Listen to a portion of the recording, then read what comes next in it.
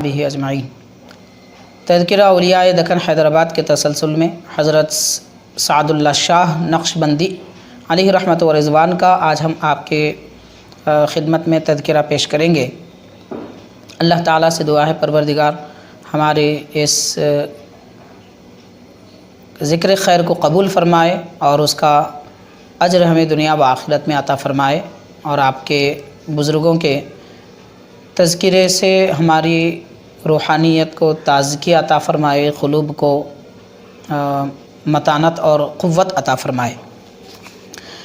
حضرت سعد اللہ شاہ نقشبندی رحمۃ اللہ علیہ ہندوستان کی سرحد پنجاب کے علاقے میں ایک چھوٹے سے قصبے میں جس کا نام اچڑی ہے، وہاں پر آپ کی ولادت باسعادت ہوئی، اور آپ کا نام سعد اللہ ہے اور لقب آپ کے نام مبارک کے ساتھ شاہ کا لفظ استعمال ہوتا ہے۔ آپ کی ولادت 1199 ہجری میں ہوئی، 1199 ہجری میں ہوئی، اور آپ کا وصال 1270 ہجری میں ہوا۔ تو اس اعتبار سے حضرت سعد اللہ شاہ نقشبندی علیہ رحمت و رضوان کا بچپن آپ کے اپنے وطن میں گزرا، اور اس کے بعد ایک قلبی کشش اور غیبی اشارے کی وجہ سے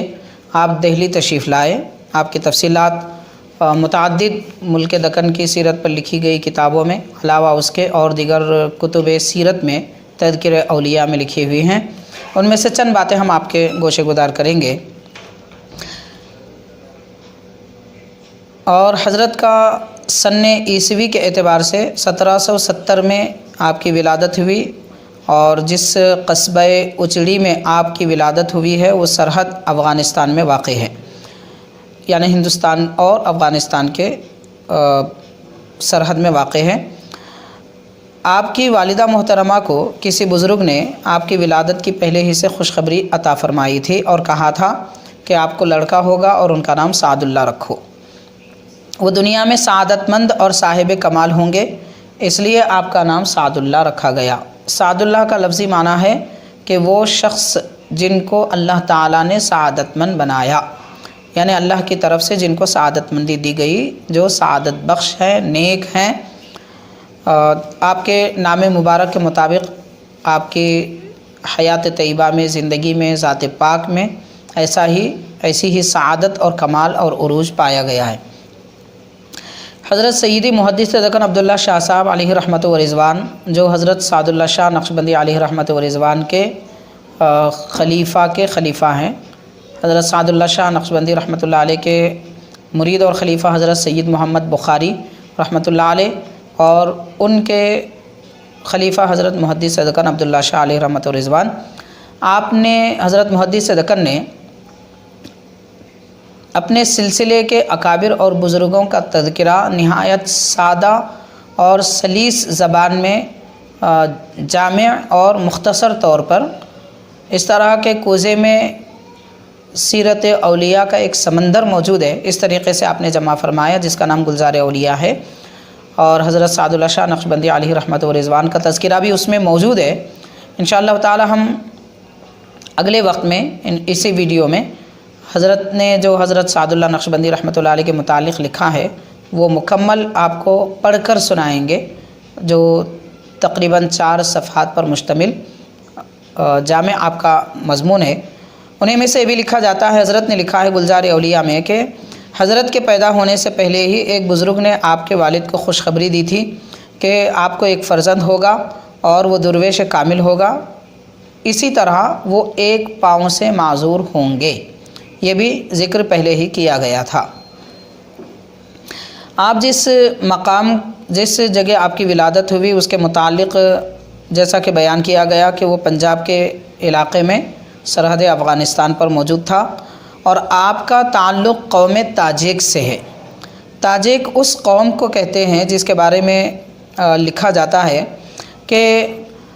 عرب کی وہ شخصیتیں جو عجم میں آ کر بس گئی ہیں، عربی النسل ہیں، مگر انہوں نے اپنا وطن عجم کو بنایا، اس قوم کو تاجک کہتے ہیں۔ تو حضرت سعد اللہ شاہ نقشبندی رحمۃ اللہ علیہ کا تعلق بھی قوم تاجک سے ہے اور عجم میں آپ نے نشو و نما پائی۔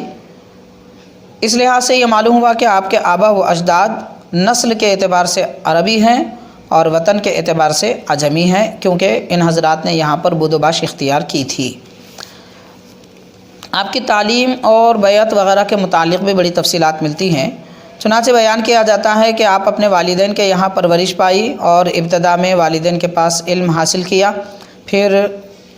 عام تعلیم کے لیے علوم ظاہری میں کافی عبور حاصل کرنے کے لیے دیگر تعلیمی درس گاہوں میں آپ تشریف لے گئے اور کافی عبور دنیاوی علوم پر بھی حاصل فرمایا۔ اور آپ کے ساتھ اس وقت بچپن ہی سے حضرت مولانا سید محمد عثمان علیہ رحمۃ و رضوان بھی موجود تھے، جو بچپن سے لے کر تا حیات حتیٰ کہ حضرت کے وصال مبارک تک بھی وہاں آپ کے ساتھ ہی زندگی آپ نے گزاری ہے۔ حضرت سید محمد عثمان رحمۃ اللہ علیہ جو آپ کے رشتہ دار بھی تھے، آپ کے ساتھ شریک تعلیم بھی تھے۔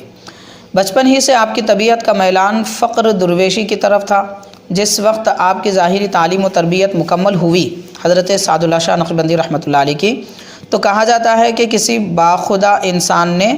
ایک نامعلوم شخصیت کے لباس میں تشریف لا کر آپ سے فرمایا، ظاہری تعلیم تو ہو چکی ہے، باطنی تعلیم حاصل کی جائے۔ تو انہوں نے کہا کہ باطنی تعلیم حاصل کی جائے تو بہتر ہوتا۔ یہ سنتے ہی آپ کی توجہ خدا طلبی کی طرف ہو گئی اور قلب میں ایک جذبہ پیدا ہو گیا، حرکت میں آیا اور آپ کو کوئی رہبر کامل کی تلاش ہوئی۔ لکھا جاتا ہے کہ اسی اثناء میں رشتہ دار اور آپ کے خویش و اقارب نے کسی معاملے کے تصفیے کے لیے جہاں پر کوئی باہمی تنازع پیدا ہوا تھا، تو آپ وہاں پر اپنے خویش و اقارب میں تشریف لے گئے اور آپ کے والد گرامی نے آپ کو روانہ فرمایا تھا کہ آپ وہاں جا کر لوگوں کا تصفیہ کریں، ان کا تنازع دور کریں۔ تو آپ جب تشریف لے گئے اور اس کے بعد جب واپس تشریف لا رہے تھے، اس درمیان میں راستے میں تقریباً 100 آدمی ایک ساتھ آپ کے در پہ ہوئے اور آپ کو مارنا چاہا، تو آپ نے تنہا ان سب کا مقابلہ کیا اور اس درمیان میں آپ کے بائیں پاؤں پر ایک زخم آ گیا اور وہ زخم ایسا کاری ہوا کہ علاج کے باوجود بھی زخم مندمل نہ ہوا اور سوکھا نہیں، جس کی وجہ سے آپ کے پاؤں میں کسی قسم کا ایک لنگ تھا، جس کی وجہ سے آپ قدم مبارک زمین پر اچھی طرح نہیں ٹیک سکتے تھے۔ یعنی جیسا کہ حضرت محدث رحمۃ اللہ علیہ نے ارشاد فرمایا، پہلے ہی یہ بتا دیا گیا تھا کہ آپ کے والدین کو کہ آپ کو ایک لڑکا ہوگا اور وہ صاحب کمال ہوں گے، مگر ان کے پاؤں میں کسی قسم کا عذر ہوگا۔ وہ بات یہاں پر تکمیل ہوئی اور تکمیل کو پہنچی۔ بتایا جاتا ہے کہ ایک رات آپ کو خواب میں ارشاد ہوا کہ کسی بزرگ نے فرمایا، خواب میں بتایا گیا کہ آپ دہلی جاؤ اور حضرت غلام علی شاہ نقشبندی رحمۃ اللہ علیہ سے فیض حاصل کرو۔ یہ اشارہ پاتے ہی آپ مولوی سید محمد عثمان صاحب رحمۃ اللہ علیہ کو ہمراہ لے کر بے قراری اور تشویش کے عالم میں اپنے وطن سے نکل گئے اور دہلی تشریف لائے۔ وہ سفر اتنا آسان نہیں تھا جیسا کہ آج کل سفر ہمارے لیے بڑا آسان ہوتا ہے، لیکن اس زمانے میں نہ ٹرینیں تھیں اور نہ ہی ہوائی جہاز تھا اور نہ ہی آرام دہ بسیں تھیں، مگر ہر جگہ چوروں کا لٹیروں کا ڈر تھا، اور علاوہ اس کے سلطان عالمگیر اورنگزیب رحمۃ اللہ علیہ کے دنیا سے چلے جانے کے بعد میں ہر طرف تانا شاہی اور ظلم و زبردستی کا دورہ تھا۔ کوئی بادشاہ کسی کو ماننے کو تیار نہیں تھا، ان کے اولاد میں خود اختلاف تھا، جس کی وجہ سے چور اچکوں ڈاکوؤں کے لیے بڑی راہیں ہموار ہوئی کہ وہ لوگوں کو لوٹ سکیں۔ ایسے مشکل حالات میں اور لٹیروں کے درمیان سے سفر کرتے ہوئے آپ کوئی اس بات کی پرواہ نہیں کی کہ ہمارا کیا ہوگا، بلکہ اپنے شیخ کی طلب کی خاطر راہ خدا طلبی میں نکل گئے اور دہلی پہنچ گئے۔ آپ کے متعلق یہ لکھا جاتا ہے کہ آپ حضرت سید غلام علی شاہ رحمۃ اللہ علیہ کے زمانے میں آپ کے پاس جب تشریف لائے تو حضرت غلام علی شاہ رحمۃ اللہ علیہ، جن کی خانقاہ اور درس گاہ چتلی قبر دہلی میں موجود تھی، جو خانقاہ مظہریہ کے نام سے مشہور ہے، آپ وہاں تشریف لے گئے اور آپ کے درس میں شریک ہوئے، یہاں تک کہ حضرت سے بیعت بھی کی، ارادت بھی حاصل کی، اور حضرت نے بھی آپ کو چاروں طریقوں کی تلقین فرمائی اور 15 سال تک ہمیشہ اپنے حضور میں باریاب رہنے اور باریاب رہنے کا موقع دیا اور زیر توجہ بھی رکھا۔ 15 سال گویا کہ حضرت سعد اللہ شاہ نقشبندی رحمۃ اللہ علیہ اپنے شیخ حضرت غلام علی شاہ دہلوی رحمۃ اللہ علیہ کے صحبت میں رہے اور آپ سے فیض اٹھایا۔ اس کے متعلق یہ بھی لکھا جاتا ہے کہ آپ کے والد نے آپ کو تصفیہ کے خاطر، جیسا کہ ابھی کچھ دیر پہلے بتایا گیا کہ بھیجا تھا تو آپ پر حملہ ہوا تھا، تو چونکہ آپ کے پاؤں میں ایک لنگ تھا اور پاؤں میں کسی قسم کا عذر تھا، حضرت غلام علی شاہ رحمۃ اللہ علیہ نے ایک مرتبہ، جو آپ مراقبے میں تھے اور ذکر الہی میں مصروف تھے اور خانقاہ میں کوئی اور موجود نہیں تھے، تو حضرت غلام علی رحمۃ اللہ علیہ نے اپنے ایک خادم کو طلب فرمایا کہ مسجد میں اور خانقاہ میں کون ہے، ذرا انہیں طلب کرے۔ کچھ لوگوں کے غالباً نام بھی لیے، تو خادم نے عرض کیا کہ حضرت ایک لنگڑے کے علاوہ کوئی اور موجود نہیں ہے۔ یہ تاریخ میں لکھا جاتا ہے اس طرح، انہوں نے یہ کہا کہ ایک لنگڑے کے علاوہ کوئی اور موجود نہیں ہے، تو حضرت نے فرمایا کہ بلاؤ، انہی کو بلاؤ۔ چنانچہ حضرت سیدنا سعد اللہ شاہ نقشبندی رحمۃ اللہ علیہ اپنے شیخ کی خدمت میں آئے رات کے وقت میں۔ اب نہیں معلوم وہ قلب کی کیا کیفیت تھی، کیا انوار و تجلیات تھے ذکر کے، کیا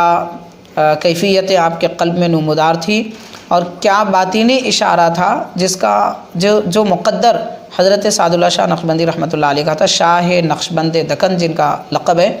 تو آپ کے مقدر میں تھا۔ حضرت غلام علی رحمۃ اللہ علیہ نے آپ کو طلب فرما کر شاہ نقشبند رحمۃ اللہ علیہ کو اپنے سینے سے لگایا اور فرمایا کہ بابا، یہ اللہ کی نعمت تمہارے حوالے کرتا ہوں اور یہ تمہارے مقدر میں ہے۔ چنانچہ آپ کو ان کے سینے سے لگا کر اپنے علوم، معارف، کیفیتیں اور روحانیت وغیرہ آپ کے قلب میں منتقل فرما دی۔ یہ تذکرہ حضرت سعد اللہ شاہ نقشبندی رحمۃ اللہ علیہ کے متعلق ملتا ہے۔ اور یہ بھی بتلایا جاتا ہے کہ حضرت شاہ نقشبند رحمۃ اللہ علیہ کو جب غیب سے اشارہ ہوا تھا کہ حضرت غلام علی شاہ رحمۃ اللہ علیہ کے پاس جاؤ، تو اس وقت آپ کو خواب میں حضرت غلام علی شاہ رحمۃ اللہ علیہ کی شکل و صورت اور آپ کے شمائل و حلیہ بھی بیان کیا گیا تھا۔ تو آپ جب ملاقات کے لیے آئے، دیکھا کہ خواب میں جیسے بتلایا گیا تھا واقعتاً آپ نے اپنے شیخ کو ایسے ہی پایا اور شکر الہی بجا لایا۔ پھر حضرت کے ہاتھ پر، موصوف کے ہاتھ پر بیعت کی۔ لگاتار 15 برس تقریباً ریاضت اور مجاہدے میں، ذکر و اشغال میں اور مراقبات میں مشغول ہوئے۔ لکھا جاتا ہے کہ حضرت مسکین شاہ علیہ رحمۃ و رضوان، جو حضرت شاہ نقشبند رحمۃ اللہ علیہ کے مرید اور خلیفہ ہیں، آپ اپنے ایک مکتوب میں یہ تحریر فرماتے ہیں، جو حضرت عبد الرشید رحمۃ اللہ علیہ، جو مجدد الفسانی رحمۃ اللہ علیہ کے خلف ہیں، ان کو ایک مکتوب تحریر فرمایا۔ اس میں یہ فرماتے ہیں کہ خادم از پیر و دستگیر خود، یعنی حضرت شاہ سعد اللہ صاحب قبلہ کے باوجود ارادہ مریدی از قطب الاقطاب و فرد الافراد حضرت غلام علی شاہ صاحب قبلہ تربیت یافتہ جد امجدی عالی جناب، یعنی حضرت مجدد الفسانی رحمۃ اللہ علیہ بودند، فیض مراقبہ بیت برقلب ارشاد یافتہ است۔ یعنی آپ نے اپنے مرشد قطب الاقطاب فرد الافراد حضرت غلام علی شاہ نقشبندی کے مرید اور خلیفہ ہونے کے باوجود حضرت مجدد الفسانی رحمۃ اللہ علیہ کے تربیت یافتہ ہیں۔ آپ نے یہ ارشاد فرمایا، یعنی گویا یہ فرمایا کہ جس طرح کہ حضرت غلام علی شاہ رحمۃ اللہ علیہ کا، مسکین شاہ صاحب رحمۃ اللہ علیہ فرما رہے ہیں کہ غلام علی شاہ علیہ رحمۃ الرضوان کا مجھ پر فیض ہے اپنے شیخ کے توسط سے، حضرت شاہ نقشبند کے توسط سے، ایسے ہی حضرت شاہ نقشبند سعد اللہ شاہ نقشبندی رحمۃ اللہ علیہ پر حضرت امام ربانی مجدد الفسانی رحمۃ اللہ علیہ کا راست فیض ہے، اور وہ فیض آپ کے توسط سے مجھے بھی حاصل ہوا ہے۔ حضرت کے متعلق لکھا جاتا ہے، خلافت کی تفصیل جیسا کہ ہم نے ابھی کچھ دیر پہلے بیان کی، اور خلافت نامہ جو حضرت کو عطا ہوا تھا اس کی تھوڑی سی وضاحت بھی ہم آپ کے گوشے گزار کرتے ہیں۔ تقریباً 1240 اور مطابق 1820 ہجری میں عیسوی میں 1240 ہجری مطابق 1820 کے متعلق لکھا جاتا ہے۔ اس سے پہلے کے حالات ہیں کہ آپ کو جو خلافت نامہ عطا ہوا ہے وہ اس طرح ہے۔ اس میں پہلے مہر لگا دی گئی تھی حضرت غلام علی شاہ رحمۃ اللہ علیہ۔ ہم ترجمہ، فارسی عبارت ہے، اس کا ترجمہ ہم آپ کی خدمت میں پیش کرتے ہیں۔ بعد از حمد و صلات فقیر عبداللہ عرف غلام علی شاہ واضح کرتا ہے، یعنی حضرت غلام علی شاہ رحمۃ اللہ علیہ کا نام مبارک عبداللہ ہے، کہ حقائق و معارف آگاہ سعد اللہ، خدا ان کو مسلمانوں کی افادت کے لیے سلامت رکھے، چند سال اس فقیر کی صحبت میں رہے اور طریقہ نقشبندیہ مجددیہ کے خصائص و کمالات سے لطف اندوز ہوئے، اور ریاضت و مجاہدے کے بعد مشائخ کرام کے واسطے سے حضور جمعیت، جذبات و واردات، لطائف عالم، امر تہذیب، تہذیب نفس، اضمحلال نفس، لطافت عالم، خلق کی نیرنگی، وہ وسعت جو عناصر اربع ہیں، اور کمالات ثلاثہ و حقائق سبعہ سے جو ہیئت وجدانی سے تعلق رکھتے ہیں، ان سب امور سے حضرت سعد اللہ شاہ نقشبندی رحمۃ اللہ علیہ سیراب ہوئے اور محظوظ ہوئے۔ اس لیے ان کو طریق نقشبندیہ، قادریہ، چشتیہ، سہروردیہ اور کبرویہ کی اجازت دے دی گئی ہے۔ تو یہاں خلافت نامے میں تقریباً 5 سلاسل کا ذکر کیا گیا ہے۔ تو اس سے یہ پتہ چلتا ہے کہ حضرت شاہ نقشبند رحمۃ اللہ علیہ سے حضرت بخاری شاہ علیہ رحمہ اور حضرت مسکین شاہ علیہ رحمہ اور حضرت بخاری شاہ صاحب قبلہ سے حضرت محدث دکن کو جو سلسلہ خلافت حاصل ہے وہ سلسلہ نقشبندیہ، قادریہ، چشتیہ، سہروردیہ اور کبرویہ ہے۔ چنانچہ حضرت محدث دکن علیہ رحمت و رضوان کا سلسلہ نقشبندیہ اور قادریہ جو حضرت سید شاہ عبداللطیف لاہوری رحمۃ اللہ علیہ کے توسط سے غوث پاک سے ملتا ہے، اس کے علاوہ قادری سلسلے میں آپ کو اس سلسلے میں بھی اجازت تھی جو حضرت سعد اللہ شاہ نقشبندی رحمۃ اللہ علیہ سے جاری رہی، یعنی حضرت سیدنا سید محمد بخاری شاہ علیہ رحمۃ الرضوان کو سلسلہ خلافت حضرت سعد اللہ شاہ نقشبندی رحمۃ اللہ علیہ سے 5 سلاسل میں، جس میں قادریہ بھی جاری ہے، علاوہ اس کے حضرت بخاری شاہ علیہ رحمۃ اللہ علیہ کو آپ کے آبا و اجداد کا سلسلہ قادریہ میں بھی اجازت حاصل تھی۔ وہی اجازت حضرت محدث دکن علیہ رحمۃ و رضوان تک پائی گئی ہے۔ جو خلافت نامہ آپ کو حضرت عبداللہ عرف غلام علی شاہ رحمۃ اللہ علیہ سے ملا ہے، اس کی تفصیل جو آگے بیان کی گئی ہے کہ ان طریقوں میں آپ فرماتے ہیں کہ اجازت دے دی گئی ہے تاکہ جو کوئی ان سے ان طریقوں میں بیعت کرنا چاہے بیعت کرے، اور انہیں بھی اجازت ہے کہ وہ طالبوں کے حال پر توجہات کرتے رہیں اور انہیں متقیوں کا پیشوا بنائیں۔ انہیں وصیت کی جاتی ہے کہ وہ اتباع سنت، نسبت باطن کی حفاظت، ذکر و عبادات کی کثرت، تواضع، فروتنی، التجا و افتقار اور توجہ الی اللہ کی پابندی ہر حال اور ہر وقت کریں۔ خدایا تو ہر حال میں ان کا کفیل بن اور ہر کام میں ان کی مدد فرما، آمین ثم آمین۔ مہر حضرت شاہ ابو سعید نقشبندی، مہر حضرت شاہ ابو سعید نقشبندی خلیفہ حضرت غلام علی شاہ رحمۃ اللہ علیہ، یعنی ان بزرگ کی بھی اس میں مہر لگائی گئی ہے۔ جب آپ نے حضرت غلام علی شاہ رحمۃ اللہ علیہ سے کامل فیض حاصل کیا تو اس کے بعد جب آپ کا آخری وقت آیا حضرت شیخ کا، تو حضرت شاہ نقشبند رحمۃ اللہ علیہ حرمین شریفین کے زیارت کے ارادے سے تشریف لے گئے اور اپنے شیخ سے اجازت چاہی۔ چنانچہ لکھا جاتا ہے کہ حضرت غلام علی شاہ رحمۃ اللہ علیہ سے اجازت لے کر 1240 ہجری سے کچھ پہلے تقریباً آپ حرمین شریفین کے زیارت کے ارادے سے نکلے، کعبہ شریف کی زیارت کی اور پھر نبی پاک صلی اللہ علیہ وسلم کے دربار اقدس میں حاضری دی، اور یہ تقریباً آپ کے شیخ کے وصال کا سن تھا، یعنی حضرت غلام علی شاہ رحمۃ اللہ علیہ وصال فرما چکے تھے، تو اس لیے آپ اللہ تعالیٰ اور اس کے نبی کے دربار میں حاضری کا ارادہ فرمائے۔ چنانچہ جیسا کہ حضرت سید محمد عثمان رحمۃ اللہ علیہ ہمیشہ آپ کے ساتھ تھے، تو ان کو ساتھ لے کر حضرت سعد اللہ شاہ نقشبندی رحمۃ اللہ علیہ حرمین شریفین کا ارادہ کیے، مکہ معظمہ مدینہ طیبہ کو روانہ ہوئے، اور یہ کیسے خوش قسمت لوگ تھے کہ ایک جان اور دو قالب بن کر دیوانوں اور پروانوں کی طرح پروانہ وار شمع کعبہ کی طرف آپ نے رخ کیا اور حج ادا کیا اور پھر حضور پاک صلی اللہ علیہ وسلم کے دربار اقدس میں حاضری دی۔ آپ کے اس سفر کے متعلق شاہ عبد الغنی مجددی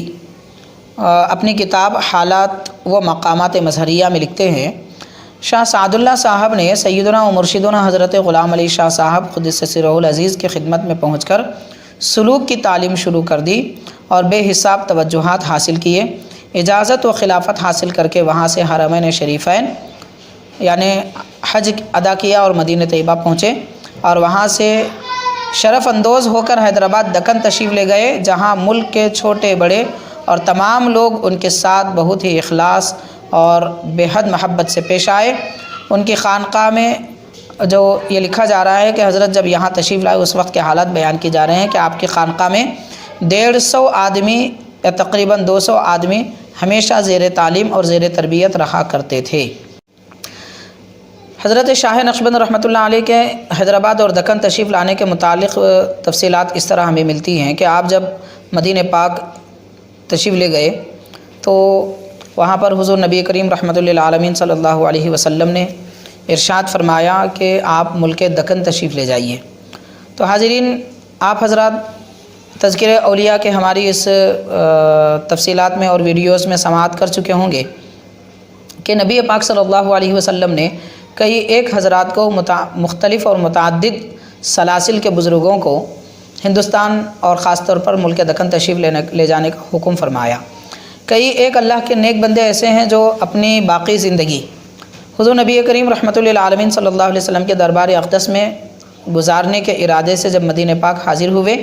تو چند دن وہاں پر سرکار دو عالم صلی اللہ علیہ وسلم نے انہیں کچھ مہینے کچھ سال وغیرہ فیضیاب فرمایا۔ اس کے بعد اللہ کے نبی صلی اللہ علیہ وسلم نے حیدرآباد اور ملک دکن وغیرہ تشریف لے جانے کا انہیں حکم فرمایا۔ ان میں سلسلہ قادریہ کے جو حضرات ہیں وہ سبا قادریہ ہیں، علاوہ اس کے سلسلہ چشتیہ کے بھی بزرگ حضرات ہیں اور سہروردیہ کے بھی ہیں، جیسا کہ حضرت سیدنا بابا شرف الدین رحمۃ اللہ علیہ ہیں اور سرکار کے حکم پر یہاں تشریف لائے۔ ایسے ہی حضرت سعد اللہ شاہ نقشبندی رحمۃ اللہ علیہ آپ بھی اللہ کے نبی کے حکم پر حیدرآباد تشریف لائے، کیونکہ اللہ کے نبی صلی اللہ علیہ وسلم نے حکم فرمایا۔ تو اس سے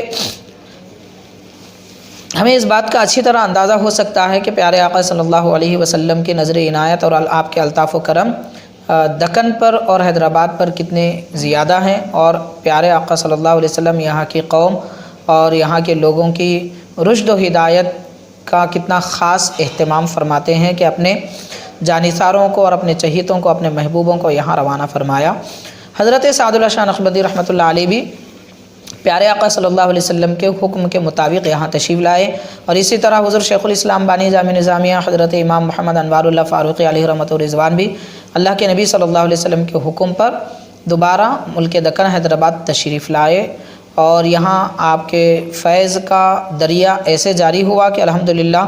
آج تک جاری ہے، انشاءاللہ تا قیامت جاری رہے گا۔ لکھا جاتا ہے کہ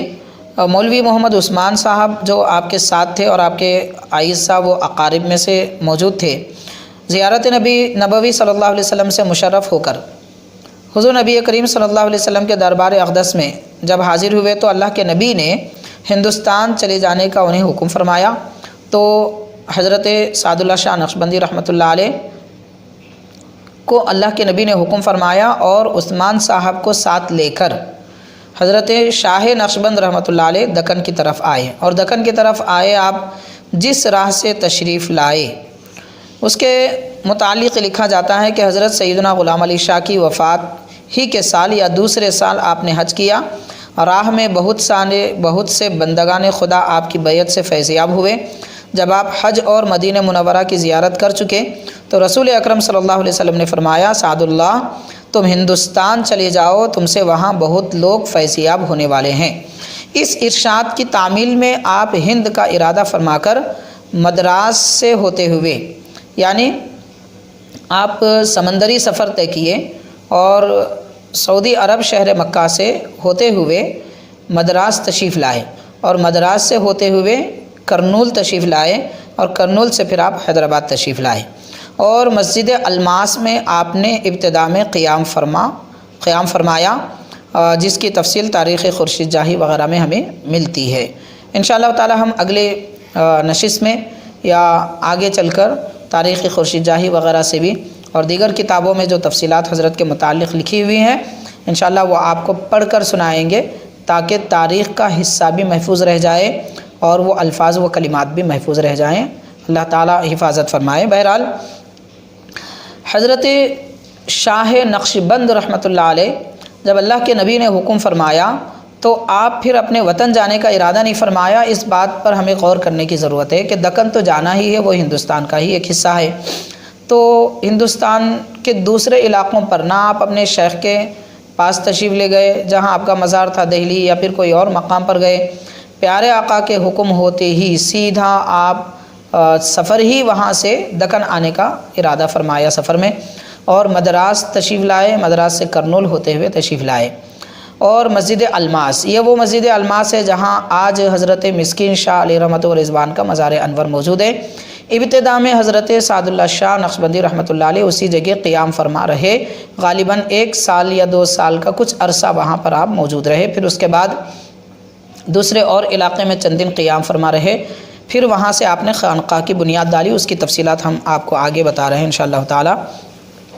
لکھا جاتا ہے کہ آپ جس وقت یہاں تشریف لائے اس وقت سے آپ کی وفات تک تقریباً 25 سال کے عرصے میں بڑی بڑی شخصیتیں آپ کے دربار میں باریاب ہوئی، اور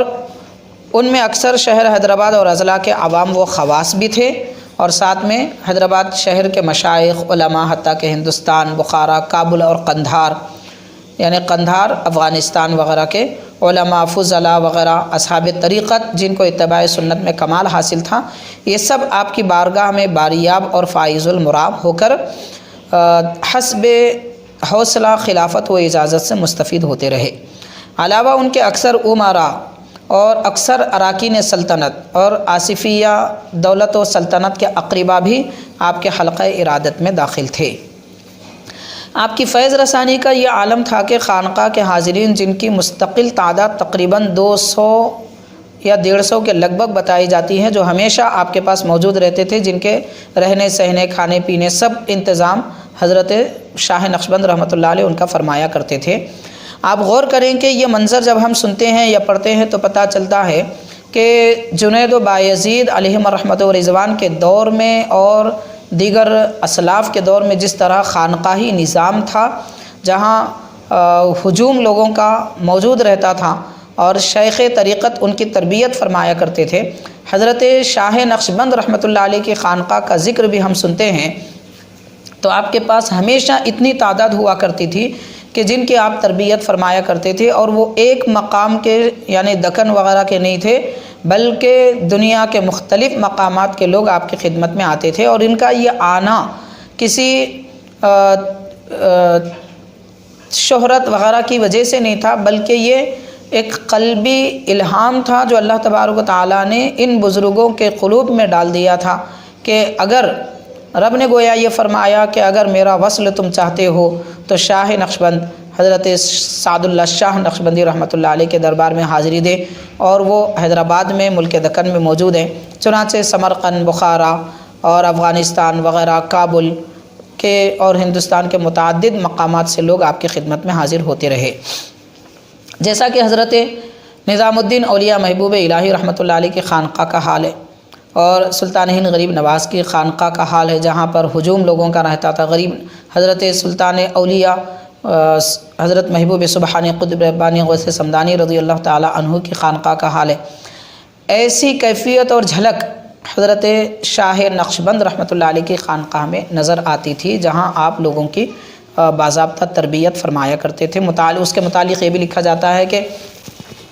خانقاہ کی بنیاد کیسی ڈالی گئی اس کو ہم آگے عرض کریں گے۔ تو اس خانقاہ میں جو مسجد سے متصل تھی، وہاں پر جب لوگوں کے لیے رہائش کے لیے جگہ کم ہوئی اور سائبان وغیرہ جو بنائے گئے تھے اس میں لوگوں کی کثرت ہونے لگی، تو بعض لوگ کھجور کے درخت یا کوئی اور درختوں کے سائے میں ڈیرے ڈال کر رہا کرتے تھے۔ جو مختصر سی جو کھلا سا وہاں پر میدان تھا اور ایک باغ تھا، اس باغ میں بھی لوگ اپنی رہائش رکھا کرتے تھے اور ان کے کھانے پینے کا انتظام، خورد و نوش کا انتظام حضرت فرمایا کرتے تھے۔ چنانچہ لکھا جاتا ہے کہ تقریباً 150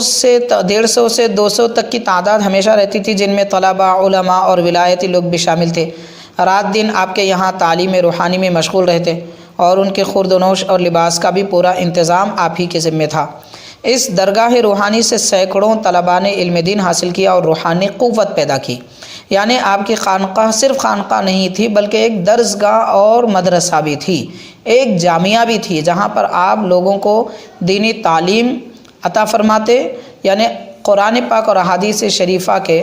ظاہری مطالب سے قلوب کو مزین فرماتے تو باطنی معارف سے روح کو تزکیہ اور ترقی عطا فرماتے تھے۔ یہاں سے بڑے بڑے علماء اور نامور ہستیاں نکل کر اطراف و اکناف اور مختلف مقامات پر پھیل گئے اور لوگوں کو شریعت اور سنت کی اہمیت سے واقف کراتے رہے اور غافل ہونے سے بچاتے رہے۔ اسلامی تعلیمات کو عام کیا اور پابندی شریعت کا منہج دنیا میں رائج کیا۔ اس کے بعد یہ لکھا جاتا ہے کہ شہر کے تقریباً بڑے بڑے حضرات جو اس وقت مشائخ کے درجے میں موجود تھے، علماء تھے اور جن کے خود اپنے مریدین تھے، وہ حضرت شاہ نقشبند رحمۃ اللہ علیہ سے اکثر ملاقات کیا کرتے تھے اور شاہ نقشبند رحمۃ اللہ علیہ بھی ان کا اکرام فرماتے اور ان کے ساتھ گھنٹوں نشست فرمایا کرتے، جس میں اسرار و معارف کی اور روحانیت و تصوف کی باتیں اور علوم توحید و علوم رسالت کی باتیں ہوا کرتی تھیں۔ تو وہ کون کون حضرات ہیں اس کی تفصیل تو ہم انشاءاللہ آپ کی خدمت میں عرض کریں گے۔ اس سے پہلے حضرت کے حلیہ مبارک کے متعلق اور کچھ معمولات کے بارے میں چند باتیں ہم آپ کے گوشے گزار کرتے ہیں۔ حضرت شاہ نقشبند رحمۃ اللہ علیہ جہاں ایک صوفی بزرگ ہیں، وہیں بے مثال عالم ہیں، اور جہاں بے مثال عالم دین ہیں وہیں ایک طاقتور انسان ہیں اور فن سپاہ گیری کے ماہر شخصیت ہیں، اور ساتھ ہی ساتھ قوم کے خدمت گزار بھی ہیں، نباز زمانہ بھی ہیں، لوگوں کے حالات کو جانتے اور ان کے نبض کے مطابق، ان کی طبیعت کے مطابق ان کا علاج فرماتے تھے۔ گوشہ نشین، بوریا نشین رہنے کے باوجود آپ کا رعب و دبدبا ایوانوں میں اور سلطنتوں میں پایا جاتا تھا۔ شاہان وقت آپ کی خدمت کو اپنے لیے حرز جان سمجھتے اور آخرت کا ذخیرہ سمجھتے۔ آپ کے حلیہ مبارک اور اوصاف وغیرہ کے متعلق چند باتیں عرض کرتے ہیں کہ آپ میانہ قد، نازک بدن تھے اور ریش مبارک نہایت سفید اور چہرے مقدس کے گرد پھیلی ہوئی تھی۔ بعض موئے مبارک سیاہ بھی تھے، چہرہ کھڑا اور چوڑا تھا اور متوسط جسم، وجیح اور شکیل تھے، یعنی حسین و جمیل،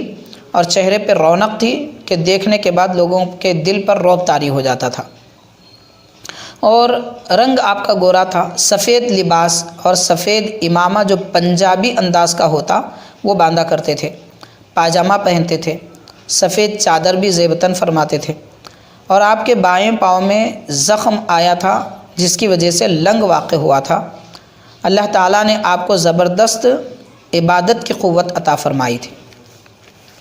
اور لکھا جاتا ہے کہ آپ ترک و تجرید میں بے نظیر، اکابر اولیاء اور آصف جاہی سلطنت کے امراء وغیرہ آپ کی خدمت میں آیا کرتے تھے، اور بزرگوں کے ساتھ بھی آپ کی نشست ہوتی تھی۔ حکومت آپ کا بہت احترام کرتی تھی، آپ کا علم و عمل مسلمہ تھا اور آپ اتباع شریعت کو سب سے زیادہ مقدم رکھتے تھے، اور نہایت درجہ ذکی الطبع تھے۔ جن امور کی طرف متوجہ ہوتے تھوڑی دیر میں اس کی حقیقت اور اصلیت کی تہ کو پہنچ جاتے تھے، اور آپ کا توکل اور استغنا مسلمہ تھا۔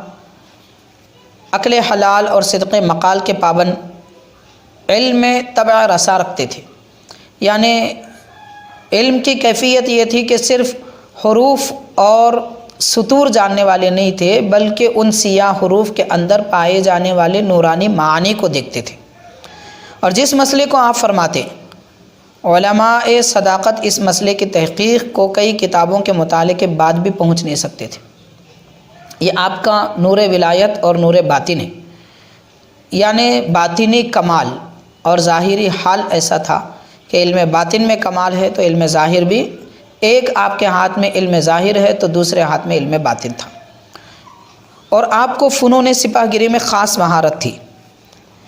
ایک دن کا ذکر ہے کہ آپ کے روبرو تیر و کمان وغیرہ کا تذکرہ آیا، اور جو لوگ مشاق تھے یعنی اس میں مہارت رکھتے تھے سپاہ گیری میں، انہوں نے اپنا اپنا کمال ظاہر کیا، اور آپ نے بھی تیر و کمان لے کر ایک مخصوص مقام پر تیر مارا۔ پہلے آپ نے ایک تیر مارا مخصوص مقام پر، جس سے وہاں ایک سوراخ ہو گیا۔ پھر اسی سوراخ کو نشانہ بنا کر آپ نے 7 تیر ایسے مارے کہ ایک تیر بھی خطا نہ ہوا اور وہ سوراخ میں پیوست ہوا۔ آپ کو محض اتباع سنت کے تحت ہتھیاروں سے بے حد انس تھا، اور آپ کے اسلحہ خانہ میں کئی بہترین تلواریں اور متفرق ہتھیار موجود تھے، مگر زندگی خانقاہی تھی تو حیات اور کیفیت فوجی بھی آپ کے اندر نمایاں تھی۔ مسجد میں نمازی ہے تو میدان میں سپاہی، مسلم کی یہی شان ہے قرآن میں دیکھو۔ اور آپ کو تیراکی کی بھی بہت زیادہ تیراکی سے محبت تھی، اس میں مہارت تھی، اور بہت زیادہ اس میں آپ مشاق تھے۔ اور حلیم الطبع سلیم العقل کہ آپ کی ہر رائے صائب ہوتی، حق تک پہنچتی، اور کوئی لوگ ماہر ترین اشخاص کو بھی اگر دقیق امور میں مسئلہ درپیش ہوتا تو لوگ آپ کی خدمت میں حاضر ہو کر اپنی الجھنیں دور کیا کرتے تھے۔ حضرت شاہ نقشبند دکن سعد اللہ شاہ نقشبندی رحمۃ اللہ علیہ کے اوصاف اور آپ کے صفات جمیلہ میں یہ بھی لکھا جاتا ہے کہ آپ رحمت الہی کا نمونہ تھے، ہر ایک کی مصیبت کو اپنی مصیبت جانتے، ان کے دکھ درد میں ہمیشہ کام آتے، اور کسی کی مصیبت والی زندگی یا احوال آپ اگر سماعت فرماتے تو خود ہی بہت زیادہ متاثر ہو جاتے۔ لکھا جاتا ہے کہ آپ کی خدمت میں ایک برہمن اکثر آیا جایا کرتا تھا، اور وہ بڑے عہدے پر فائز تھا۔ راجہ رائے بہادر کے تمام ذخائر اور کارخانے وغیرہ ان سب کا وہ ذمہ دار تھا، اور حضرت کی خدمت میں آیا جایا کرتا تھا، بڑی عمر والا تھا۔ ایک مرتبہ ایسا واقعہ اس کے ساتھ پیش آیا کہ 3 سپاہی اس کے گھر گھس گئے اور اسے دبوچ کر رکھ دیا۔ اس طرح کہ کسی کو پتہ نہ چلا، اور معلوم بھی نہ ہوا کہ وہ کہاں ہے، کس طرف گیا ہوا ہے، یا کس نے اس کو دبوچ لیا ہے۔ اس کے رشتہ دار بہت ساری کوششوں کے بعد میں جب حضرت کی خدمت میں آئے تو حضرت شاہ نقشبند دکن رحمۃ اللہ علیہ نے بڑے غم اور افسوس کا اظہار فرمایا، اور بڑی شدت کی تکلیف محسوس فرمائی۔ پھر اس کے بعد آپ نے اپنے مرید خاص اور خلیفہ گرامی حضرت مسکین شاہ علیہ رحمۃ الرضوان کو یہ حکم فرمایا کہ آپ اس کی طرف توجہ کریں اور حال معلوم کریں کہ وہ کیا حالت میں ہے اور کیا اس پر گزر رہی ہے۔ تو حضرت مسکین شاہ علیہ رحمۃ الرضوان حضرت کی توجہ سے مراقبے میں اس کی طرف متوجہ ہوئے۔ اس کے بعد عرض کرنے لگے کہ حضرت، وہ برہمن جس کا نام پوتاجی تھا، ایک گڑھے کے اندر کیچڑ میں بشکل جانور پھنسا ہوا ہے، اور خادم نے اس کو فوراً گڑھے سے باہر نکال دیا ہے۔ حضرت شاہ نقشبند دکن رحمۃ اللہ علیہ نے جب یہ بات اپنے خلیفہ حضرت سے سنی تو جو لوگ آپ سے ملاقات کے لیے اور اپنی گزارشیں پیش کرنے کے لیے آئے تھے تو ان سے فرمایا، جاؤ تمہارا پنڈت چھوٹ گیا ہے۔ جس وقت وہ سارے لوگ اس کے گھر گئے تو وہاں پر دیکھا کہ واقعی طور پر وہ چھوٹ گیا ہے، لیکن وہاں پر 3 سپاہی قتل کر دیے گئے ہیں، اور پنڈت کی جان بچ گئی ہے، مگر وہ نہایت بری حالت میں زندہ رہا۔ جبکہ اس سے پہلے اس کے گھر میں اس کو تلاش بھی کیا گیا تھا، دیکھا بھی گیا تھا، ہر ممکنہ اور متوقع مقام پر بھی اسے دیکھا گیا تھا، مگر یہاں تک کہ بادشاہ وقت ناصر الدولہ نے بھی اس کے متعلق کوششیں کی تھی، مگر اس کے باوجود کوئی بات ظاہر نہیں ہوئی تھی کہ وہ کہاں پر موجود ہے اور کس مصیبت میں ہے۔ تو اس طرح حضرت سعد اللہ شاہ نقشبندی رحمۃ اللہ علیہ اپنے چاہنے والے لوگوں کو اور آپ کی خدمت میں آنے والے اگرچہ کہ کسی بھی مذہب سے تعلق رکھتے، آپ ان پر مہربانی فرمایا کرتے، الطاف و کرم فرمایا کرتے۔ ہمیں جان لینا چاہیے کہ حضرت سے محبت رکھنے والے اور خاص طور پر اہل اسلام مسلمان جو اللہ تبارک و تعالیٰ اور نبی پاک صلی اللہ علیہ وسلم سے محبت رکھتے ہیں، عبادت گزار ہیں اور سنت کے پیروکار ہیں، ان سے حضرت شاہ نقشبند دکن رحمۃ اللہ علیہ کیسی محبت فرماتے ہوں گے اور ہم پر آنے والے کسی بھی قسم کی کوئی مصیبت کو ٹالنے کے لیے کس قسم کی دعائیں اور تصرف سے کام لیتے ہوں گے۔ یہ بھی لکھا جاتا ہے کہ آپ کی خدمت میں جو لوگ حاضر ہوتے اور مرید ہوتے، آپ ان کو ذکر و اشغال وغیرہ دے کر ان کے مناسب سلوک طے کرواتے اور انہیں واصل بحق بنا دیتے، اللہ تعالیٰ کے قرب کا مقام انہیں عطا کر دیتے، اور یہاں تک کہ آپ کے مریدین کا قلب جاری ہو جاتا اور دل اللہ کے ذکر میں مصروف رہا کرتا تھا۔ آپ کے مرید کے متعلق ایک بات یہ لکھی جاتی ہے کہ ایک شخص آپ کے بہت زیادہ کثرت سے ذکر کیا کرتے تھے اور آپ سے توجہ بھی لیا کرتے تھے۔ جب ان کا انتقال ہوا تو دیکھا گیا کہ ان کا جسم بھی گرم ہے اور دل کی دھڑکن بھی جاری ہے، جبکہ نبض نہیں ہے، موت کے دیگر آثار ہیں، مگر دل کی دھڑکن برابر جاری ہے اور جسم بھی گرم ہے۔ حضرت تشریف لائے اور حضرت سے پوچھا گیا، حضرت نے یہ سب حال دیکھا اور لوگوں نے کہا کہ حضرت دل کی دھڑکن ان کی جاری ہے، تو شاہ نقشبند دکن رحمۃ اللہ علیہ نے فرمایا کہ ان کی تجہیز و تکفین کا انتظام کیا جائے اور تدفین کر دی جائے۔ ان کے قلب کی دھڑکن اللہ کے ذکر میں جاری ہے، اگر یہ موت کے بعد بھی جاری رہے گی اور انہیں قبر میں دفنایا جائے تب بھی ان کے قلب کی دھڑکن جاری رہے گی، کیونکہ وہ اللہ کا ذکر کر رہی ہے، سانس نہیں چل رہی ہے۔ تو اس طرح آپ کی توجہ سے مریدین اور متقدین کے قلوب ذکر الہی میں جاری ہوا کرتے تھے۔ حاضرین، یہ بھی لکھا جاتا ہے کہ آپ کے ایک خلفاء کرام میں سے ایک معزز اور معتبر خلیفہ ہیں حضرت عبد القبیر رحمۃ اللہ علیہ۔ آپ کی سیرت پاک پڑھیں گے شاہ نقشبند دکن رحمۃ اللہ علیہ کی، جیسا کہ آپ حضرات جس کتاب سے اب تک کئی باتیں اور آپ کے احوال سماعت کیے ہیں وہ حالات نقشبند دکن ہیں۔ حالات نقشبند دکن سے آپ نے یہ باتیں سماعت کی ہیں، جو دلکش حیدرآبادی کی لکھی ہوئی کتاب ہے، اور حضرت محدث دکن سیدنا عبداللہ شاہ صاحب رحمۃ اللہ علیہ نے بھی علاج السالکین میں مستقل حضرت سعد اللہ شاہ نقشبندی رحمۃ اللہ علیہ کے احوال کو بیان فرمایا ہے۔ علاوہ اس کے اور ایک کتاب ہے جو خلوت در انجمن جس کا نام ہے، اور اس کے جامع ہیں حضرت نقشبند وطن الحاج غلام محمد شاہ رکن نقشبندی مجددی رحمۃ اللہ علیہ، جو حضرت مسکین شاہ علیہ رحمۃ و رضوان کے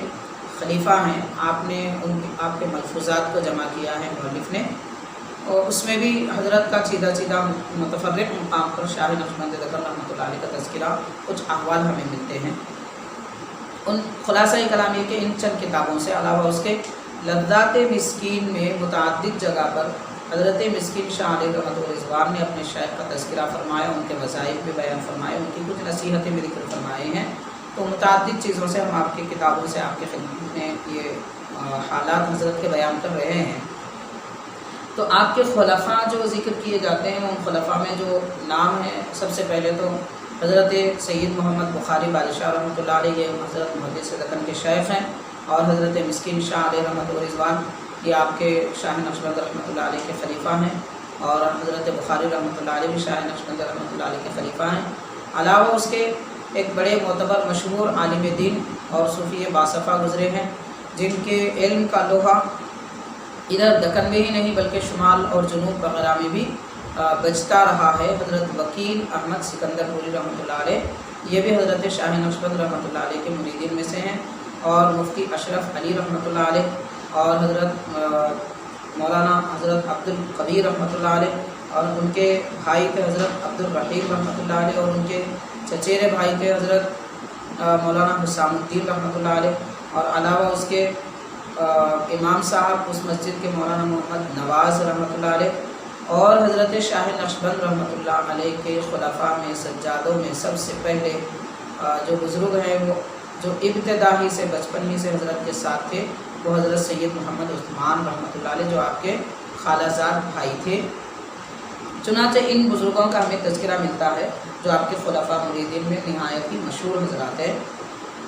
ان میں سے مولانا عبد القوی رحمۃ اللہ علیہ کے متعلق لکھا جاتا ہے کہ جب آپ کا وصال ہوا تو حضرت شاہ نقشبند دکن رحمۃ اللہ علیہ تشریف لائے زیارت کے لیے، دیکھنے کے لیے، جیسا چہرے کا دیدار وغیرہ ہوتا ہے، عیادت کے لیے تشریف لائے، اور وصال کے بعد ان کے باطن کے حال کو آپ نے جان لیا، پہچان لیا۔ چنانچہ لکھا جاتا ہے کہ آپ قبلہ رو ہو کر بیٹھ گئے میت کے سرانے کے پاس اور ذکر میں مصروف ہو گئے۔ اس کے بعد یہ ارشاد فرمایا کہ مولانا عبد القوی رحمۃ اللہ علیہ سے جو مدارج سلوک اور درجات عالیہ کے طے کرنے کے احوال رہ گئے تھے، ہم نے ذکر کر کے ان کے انتقال کے بعد ان کو ان مدارج تک پہنچا دیا اور سلوک طے کروایا۔ غور کیجئے کہ اولیاء کرام کے احوال زندگی میں مریدین کی حیات، خلفاء کی حیات میں سلوک کے مدارج طے کرنے کا تذکرہ تو بہت ملتا ہے۔ شاہ نقشبند رحمۃ اللہ علیہ کی خصوصیت یہ ہے کہ آپ کے مریدین کے وصال کے بعد، خلفاء کے وصال کے بعد بھی جو مدارج چھوٹ گئے تھے آپ وہ بھی ان سے طے کرواتے تھے اور قرب الہی کے منزل سے فیضیاب ہونے کرتے تھے، واصل بحق بنا دیا کرتے تھے۔ حضرت شاہ نقشبند رحمۃ اللہ علیہ جس اپنے مرید پر یہ الطاف الکرم کا اظہار فرمائے ہیں، ان کے متعلق یہ بھی لکھا جاتا ہے مولانا عبد القوی رحمۃ اللہ علیہ کہ ان کے جو بھائی تھے مولانا عبد الرحیم رحمۃ اللہ علیہ، وہ بیمار تھے کسی مرض میں اور علاج کے باوجود وہ مرض میں افاقہ نہیں ہو رہا تھا، تو ان کی کیفیت یہ تھی کہ یہ کوئی عام سے مرید نہیں تھے، عام سے خلیفہ نہیں تھے، بلکہ ایک اعلیٰ مرتبے پر پہنچی ہوئی شخصیت تھی۔ تو اس سے ہمیں اندازہ کیا جا سکتا ہے جو ان کے احوال میں بیان کیا جاتا ہے، مولانا عبد القوی رحمۃ اللہ علیہ نے یہ ارادہ اور نیت کر لی کہ میرے بھائی عبد الرحیم کی یہ وبا ان سے نکل جائے اور وہ خود ان میں منتقل ہو جائے، مولانا عبد القوی میں۔ اس کو کہتے ہیں سلب مرض۔ تو سلب مرض کہیے ایک اولیاء کرام میں ان کی زندگیوں میں ہم پڑھتے ہیں، سنتے ہیں، تو آپ نے سلب مرض کیا، چنانچہ ان کا جو مرض لا علاج تھا وہ خود لے لیے اور اس کے بعد ان کا وصال ہوا اسی مرض کی وجہ سے۔ ایسے اعلیٰ درجے پر فائز اور نہایت کامل شخصیت حضرت مولانا عبد القوی رحمۃ اللہ علیہ کا حال ہے، اور لیکن حضرت شاہ نقشبند رحمۃ اللہ علیہ ان کے وصال کے بعد بھی ان کے مدارج کو کیفیات کو بلند فرما دیتے ہیں۔ اسی طرح یہ بھی ذکر کیا جاتا ہے کہ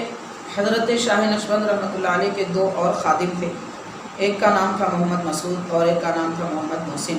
ان میں سے ایک شخص کی زندگی میں ایسا حال آیا کہ وہ آتش بازی کی وجہ سے، جو آتش جلائی گئی تھی تو آتش بازی کی وجہ سے وہ جل گئے، تڑپ گئے اور نہایت بے چین تھے۔ تو حضرت کو جب یہ کیفیت معلوم ہوئی شاہ نقشبند دکن رحمۃ اللہ علیہ کو، تو آپ ان کے پاس تشریف لائے اور توجہ فرمائی۔ صرف توجہ کا ہی اثر تھا، نہ زبان سے دعائیہ کلمات نکلے، نہ کوئی اور بات تھی، محض توجہ۔ کہ توجہ اس معنی میں کہ آپ نے ان کے قلب پر اپنے نگاہ ڈالی اور ان کی بیماری کے ازالے کے لیے نیت فرما لی، تصور کیا، تو توجہ سے ان کو شفا حاصل ہو گئی۔ جو جسم پر، جلد پر جلن اور کیفیت تھی وہ سب کے سب اسی وقت ختم ہو گئی اور وہ ایسے ہو گئے کہ گویا جلے ہی نہیں تھے، اور فوراً نماز کا وقت بھی قریب تھا تو انہوں نے وضو بھی کیا اور باضابطہ باجماعت نماز میں شریک بھی ہو گئے۔ ایسے ہی لکھا جاتا ہے کہ حضرت کی مسجد کے امام صاحب، جن کا نام حضرت مولوی محمد نواز رحمۃ اللہ علیہ بیان کیا جاتا ہے، بعد میں حضرت کو خلافت بھی دی گئی کہ شاہ نقشبند رحمۃ اللہ علیہ کی طرف سے، تو ان کے متعلق لکھا جاتا ہے کہ وہ حضرت کی مسجد کے امام صاحب تھے اور ان کے جتنے رشتہ دار، بال بچے، ماں باپ وغیرہ تھے وہ کسی دیہات میں تھے، اور چند مہینوں میں ایک مرتبہ انہیں جانا ہوتا تھا۔ ایک مرتبہ وہ آئے اور اجازت لی کہ حضرت میں اپنے گھر جانا چاہتا ہوں، تو حضرت یہ فرماتے ہیں کہ آپ کے جانے سے ہمیں بڑی تکلیف ہوتی ہے، لیکن کیا کریں کہ آپ کی رشتہ دار وغیرہ سب اسی دیہات میں موجود ہیں، متعلقین میں سے کوئی یہاں پر شہر میں موجود نہیں ہے۔ تو فرماتے ہیں حضرت ان سے کہ بار بار تمہارے آنے جانے سے ہم کو تکلیف ہوتی ہے، خدائے کریم کچھ ایسا انتظام کرے کہ تمہارا روزگار یہی مقرر ہو جائے۔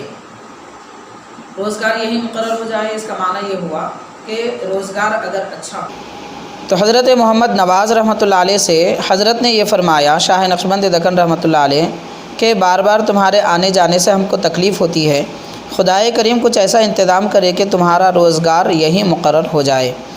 جس وقت وہ فرماتے ہیں میں نے اجازت لی اور جب چلا گیا تو جب واپس آیا تو نواب سمسام الملک جو شاہ دکن ناصر الدولہ آصف جاہ کے چھوٹے بھائی تھے، انہوں نے امام صاحب کو یعنی حضرت محمد نواز رحمۃ اللہ علیہ کو سے انہوں نے یہ عرض کیا کہ آپ ہمارے بچوں کی تعلیم کا انتظام کیجئے، ہمارے بچوں کو پڑھائیے۔ تو لہٰذا ماہانہ 20 روپیے ان کے لیے مقرر کیے گئے۔ تو امامت کے علاوہ جب ماہانہ 20 روپیے مقرر کیے گئے، اس کے بعد انہوں نے اپنے اعزا اقارب رشتہ دار جو تھے ان کو شہر طلب کر لیا اور یہیں اپنے متعلقین کے ساتھ رہ کر اطمینان کے ساتھ میں حضرت کی خدمت میں مصروف رہے اور 5 وقتہ نماز کی امامت کرتے رہے۔ تو غور کریں کہ حضرت نے کس سادہ انداز میں دعائیہ کلمات ارشاد فرمائے اور امام سے حضرت کتنی محبت فرماتے تھے، اس بات کا ہمیں اندازہ ہونا چاہیے کہ جو مسجد کے امام تھے حضرت ان کو جدا رکھنا نہیں چاہتے تھے، ان کے سفر کی مشقتیں برداشت کرنا نہیں چاہتے تھے اور ان کے اعزا اقارب ان سے دور رہیں یہ بھی حضرت کو گوارا نہیں تھا۔ تو آج ہم غور کریں کہ امام اور دیندار شعبے کے جو لوگ ہوتے ہیں وہ دراصل دین کی خدمت گزار اور قوم کی ہدایت کرنے والے ہوتے ہیں، اس لیے ان سے محبت رکھنی چاہیے، ان کا درد، ان کی تکلیف کو اپنا درد اور اپنی تکلیف سمجھنا چاہیے۔ حضرت شاہ نقشبند رحمۃ اللہ علیہ اپنے اس حال سے چاہنے والے لوگوں کو، امت مسلمہ کو یہ سبق عطا فرما رہے ہیں۔ یہ بھی لکھا جاتا ہے کہ حضرت محمد نواز رحمۃ اللہ علیہ فرماتے ہیں کہ ایک عرصے تک مجھے بخار کا مرض لاحق ہوا اور میں بہت پریشان تھا۔ حکیم کو جب بتایا گیا، اس وقت جو زیادہ مشہور حکیم تھے نواب احمد یار خان محی الدولہ، وہ حضرت کی خدمت میں حاضر تھے، شاہ نقشبند رحمۃ اللہ علیہ کی خدمت میں۔ تو حضرت نے خود شاہ نقشبند رحمۃ اللہ علیہ نے اپنے امام صاحب کے یعنی جو آپ کے خلیفہ ہیں حضرت محمد نواز رحمۃ اللہ علیہ، ان کی علالت کا بھی ذکر کیا اور یہ فرمایا کہ ان کو کیا مرض ہے دیکھیں، تشخیص کریں۔ جب تشخیص کی گئی تو حکیم صاحب نے کہا کہ حضرت یہ بخار اور عرقان مہلک مرض ہے اور اس کا علاج دیر پا ہو سکتا ہے۔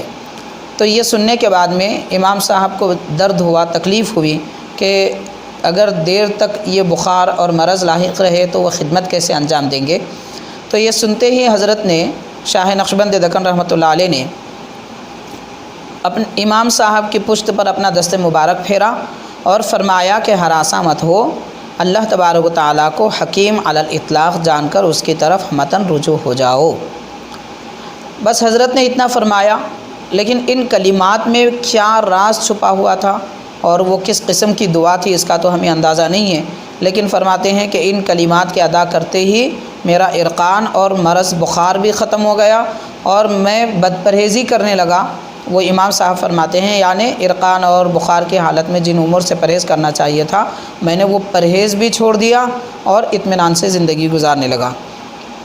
یہ حضرت شاہ نقشبند دکن رحمۃ اللہ علیہ کے کرم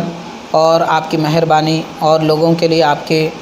شفقت کا حال ہے۔ آپ کی زندگی دراصل متوکلانہ زندگی ہے، اللہ تبارک و تعالیٰ کی ذات پر ہی کل اعتقاد رکھتے ہیں، مخلوق سے ایک حبہ اور ایک شمع بھی کوئی اعتقاد و یقین نہیں رکھتے اور ان سے کوئی امید نہیں رکھتے، اور یہی اولیاء کرام کے اوصاف ہوتے ہیں۔ چنانچہ حضرت شاہ نقشبند دکن رحمۃ اللہ علیہ کے متعلق لکھا جاتا ہے کہ آپ کی خانقاہ میں، جیسا کہ ہم نے اس سے پہلے بھی عرض کیا ہے،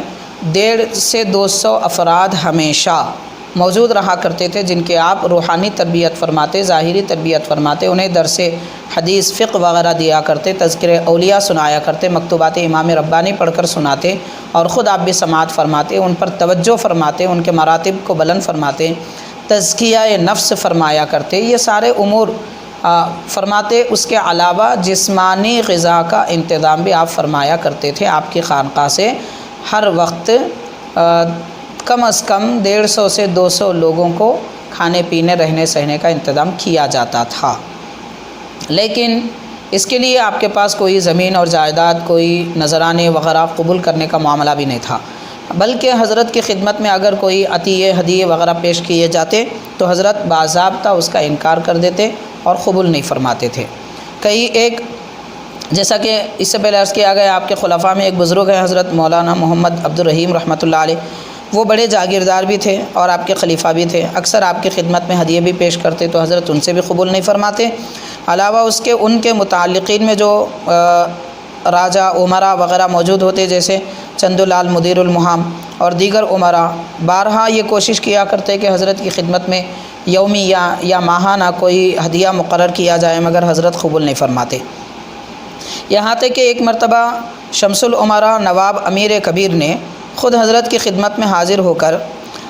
کئی اعتقاد اور بڑی منت اور سماجت کے ساتھ میں 500 روپیے بہت کچھ پیش کرنا چاہا، آخر کار 500 روپیے نذرانہ پیش کیا تو حضرت نے اسی وقت وہ سب کا سب مستحقین میں تقسیم فرما دیا۔ اور یہ بھی بیان کیا جاتا ہے کہ خود نواب طالب الدولہ جو آپ کی خدمت میں اکثر حاضر ہوا کرتے تھے، انہوں نے حضرت کی خدمت میں جب جاگیریں پیش کی اور بہت زیادہ اصرار کیا تو ایک نہیں، دو نہیں، 3 بلکہ کئی مرتبہ اپنی جاگیر قبول کرنے کے لیے گزارش کی، اصرار کیا تو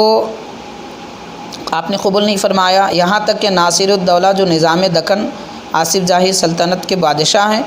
انہوں نے خود حضرت کی خدمت میں گزارش پیش کی کہ آپ یہ جاگیر کی سند آپ کے لیے حاصل کی گئی ہے، آپ قبول فرمائیں، تو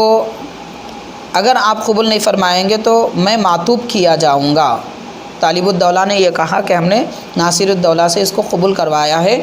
اگر آپ قبول نہیں فرمائیں گے تو میں معطوب ہو جاؤں گا، یعنی ہم نے اپنی طرف سے کوشش کی تھی مگر آپ اس کو قبول نہیں فرما رہے ہیں۔ تو پھر بھی آپ نے انکار فرمایا حضرت شاہ نقشبند دکن رحمۃ اللہ علیہ نے۔ اس انکار پر جب طالب الدولہ رنجیدہ ہو گئے تو آپ نے مروت کے ساتھ میں یہ ارشاد فرمایا کہ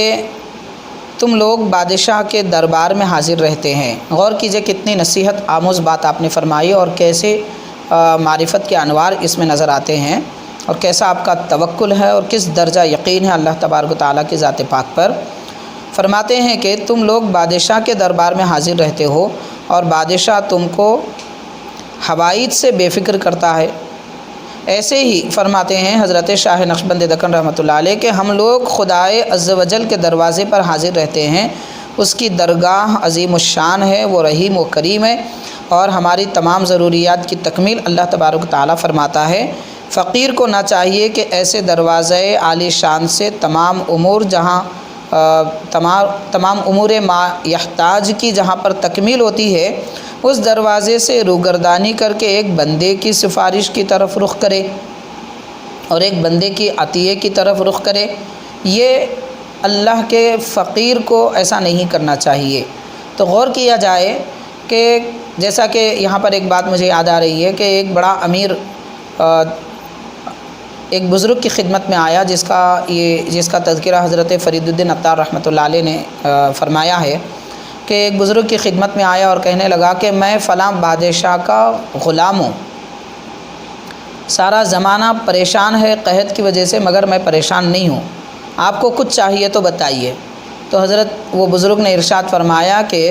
تیرے بادشاہ کی سلطنت کتنی ہے؟ اس نے کہا کہ اتنی جاگیریں ہیں، اتنا ملک ہے۔ تو آپ نے فرمایا کہ میں جس بادشاہ کا غلام ہوں وہ اللہ تبارک و تعالیٰ، وہ 2 جہانوں نہیں بلکہ ہزاروں لاکھوں جہانوں کا مالک ہے۔ جب ایک بادشاہ کا غلام ہونے پر تجھے فخر ہے تو مالک 2 جہاں کا غلام ہونے پر مجھے فخر ہے۔ جیسے تجھے فکر نہیں ہے معاش کی، زندگی کی، رزق کی، ایسے ہی مجھے بھی کسی بات کی فکر نہیں ہے۔ تو حضرت شاہ نقشبند دکن رحمۃ اللہ علیہ نے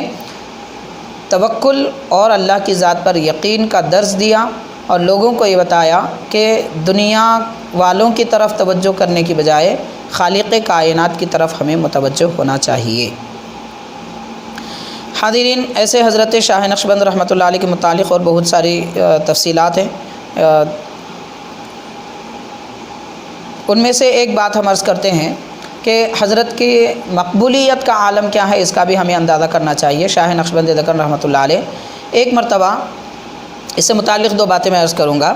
کہ شہر حیدرآباد میں کچھ حالات اس وقت ایسے سنگین ہو گئے تھے کہ بعض بدعقیدہ فرقہ اہل سنت و جماعت پر طنز و اعتراض ہی نہیں کرتا تھا، بلکہ اکابر اہل سنت یعنی اہل بیت کرام، صحابہ کرام وغیرہ پر الزام تراشی، تہمت بازی کرتا تھا۔ معاذ اللہ ان کو نعوذ باللہ فاسق و فاجر بھی کہتا تھا۔ ایسا ایک فرقہ جب اس کا سر چڑھ کر بولنے لگا اور وہ بدتمیزی پر اتر آیا تو تمام شہر کے علماء اور صوفیہ بزرگان دین کی ایک بیٹھک ہوئی اور اس میں محضر یہ بنایا گیا، سب نے مل کر یہ فتویٰ جاری کیا کہ اس فتنے کو جتنا دبانا تھا دبانے کی کوشش کی گئی اور جتنا جواب دینا تھا علمی طور پر سارے کام کیے گئے، اب ان کی کمر توڑنے کے علاوہ کوئی اور چارہ نہیں ہے۔ چنانچہ فتویٰ جاری کر دیا گیا کہ ان سے مقابلہ کیا جائے۔ حضرت شاہ نقشبند دکن رحمۃ اللہ علیہ کی خدمت میں یہ سارے حضرات، اس زمانے کے حضرات بھی موجود تھے اور علماء مشائخ بھی تشریف فرما تھے۔ فیصلہ کیا گیا، حضرت نے فرمایا کہ کل جمعہ ہے، مکہ مسجد میں سارے لوگ جمع ہوں گے۔ چنانچہ ہجوم بے انتہا مکہ مسجد میں جمع ہوا اور اس کے بعد یہ گفتگو چل ہی رہی تھی کہ اب کیا کیا جائے۔ اس درمیان میں بادشاہ کی طرف سے ایک فرمان آ گیا۔ فرمان یہ آ گیا کہ سب اپنا راستہ لیں اور اپنے گھروں کو چلے جائیں۔ تو حضرت شاہ نقشبند دکن رحمۃ اللہ علیہ قیام فرما ہو کر لوگوں میں یہ اعلان فرماتے ہیں کہ سارے علماء شہر کے اور سارے صوفیاء نے مل کر جو فیصلہ کیا تھا اور فتویٰ جاری کیا تھا کہ اس گمراہ فرقے کی کمر توڑنا ضروری ہے، اس کے بغیر کوئی اور چارہ نہیں ہے۔ اب بادشاہ کا فرمان کچھ اور آیا ہے اور آپ نے فرمایا کہ میں تو اس بارے میں کچھ نہیں کہوں گا، البتہ مفتی اشرف علی رحمۃ اللہ علیہ جو آپ کے خلیفہ تھے، آپ نے بادشاہ کا فرمان اور فتویٰ علماء کا یہ دونوں حوالے کیا اور فرمایا کہ آپ بیان کریں۔ تو حضرت مفتی اشرف علی رحمۃ اللہ علیہ کھڑے ہو کر یہ فرماتے ہیں کہ یہ علماء دین کا شرعی حکم ہے اور فتویٰ ہے اور یہ بادشاہ کا حکم ہے، اس فتوے کے مقابل میں بادشاہ کے فرمان کو میں پھینک دیتا ہوں اور اسے پھاڑ دیتا ہوں۔ یہ فرما کر آپ نے اس کی اہمیت کو گھٹا دیا۔ جیسے یہ کہنا تھا یعنی اب مقابلے کے لیے تیار ہونا چاہیے، گویا آپ نے یہ اشارتاً فرما دیا۔ جیسے یہ کہنا تھا کہ کئی ہزاروں کی تعداد میں لوگ خاموشی کے ساتھ پیٹھ دکھا کر چلے گئے، یعنی شاہ وقت کے فرمان کے مقابل آنے کی ہمت کسی میں موجود نہیں تھی۔ تو حضرت شاہ نقشبند دکن رحمۃ اللہ علیہ اور دیگر اور اکابر بھی اس وقت مسجد میں موجود تھے، وہ سب حضرات جلوہ افروز رہے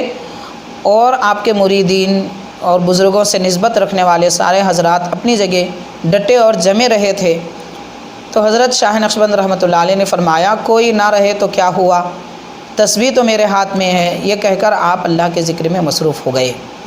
تو غور کیا جائے کہ مصیبت ٹالنے کے لیے اور سخت دل کو جب کوئی صدمہ ہو تو اس وقت اللہ کا ذکر ہی دل کو چین دیتا ہے، اطمینان دیتا ہے۔ یہ سبق حضرت شاہ نقشبند دکن رحمۃ اللہ علیہ عطا فرما رہے ہیں۔ یعنی سنگین حالات بھی کیوں نہ ہو، ذکر الہی سے کبھی